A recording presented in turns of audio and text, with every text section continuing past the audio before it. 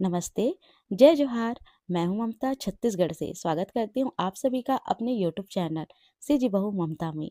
तो मैं जा रही हूँ अपने मायके किसी काम से और मायके जाने की खुशी आपको मेरे चेहरे से साफ पता चल रहा होगा। तो चलिए चलते हैं मायके। आज खास दिन भी है।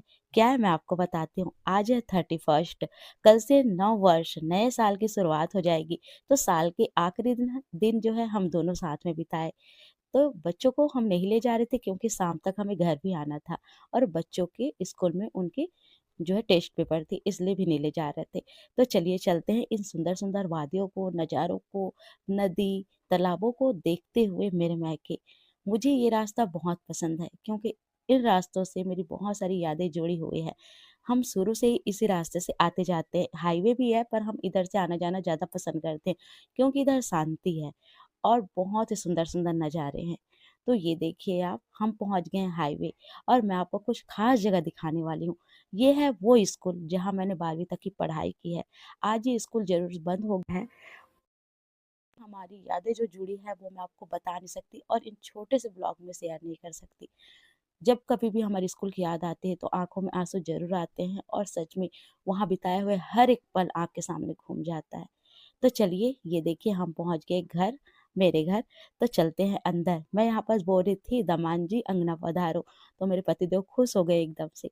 अंदर जाने के बाद ये देखिए ये है मेरी बहन और मम्मी-पापा को मैं नहीं ले पाई क्योंकि मेहमानों के साथ बैठे हुए थे, तो मेहमानों का जो मैं व्लॉग नहीं ले पाई। हर किसी को हम बिना पूछे नहीं ले सकते अपने कैमरे में इसलिए। तो ये देखिए यहाँ मैं बना रही थी भजिया और चाय मेरी बहन चढ़ा दी थी, चटनी और जो भी नाश्ता था वो सब हम बना रहे थे।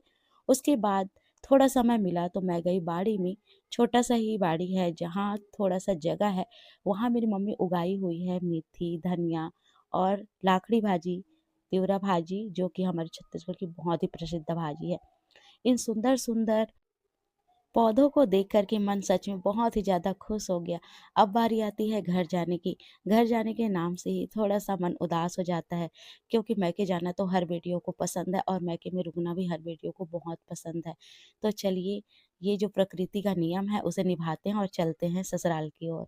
तो ये रास्ते का नज़ारा है जहाँ मैं थोड़ा-सा अपसेट हो गई थी और मेरे पति तो यही कह रहे थे कि जाते समय चहक रही थी, आते समय तेरा मन उदास हो गया। तो ये हर बेटियों के साथ होता है। आप सभी समझ सकते हैं। तो चलिए चलते हैं घर क्योंकि बच्चे इंतज़ार कर रहे हैं और बच्चों को भी देखना ज़रूरी है। माँ हूँ तो हर चीज़ को मुझे ही करना है क्योंकि मेरे बच्चे भी इंतज़ार कर रहे हैं। मायका को भी देखना है और ससुराल को भी देखना है। घर जाकर बच्चे एकदम खुश हो गए तो बच्चों को किया प्यार और व्लॉग को किया एंड बहुत ही जल्दी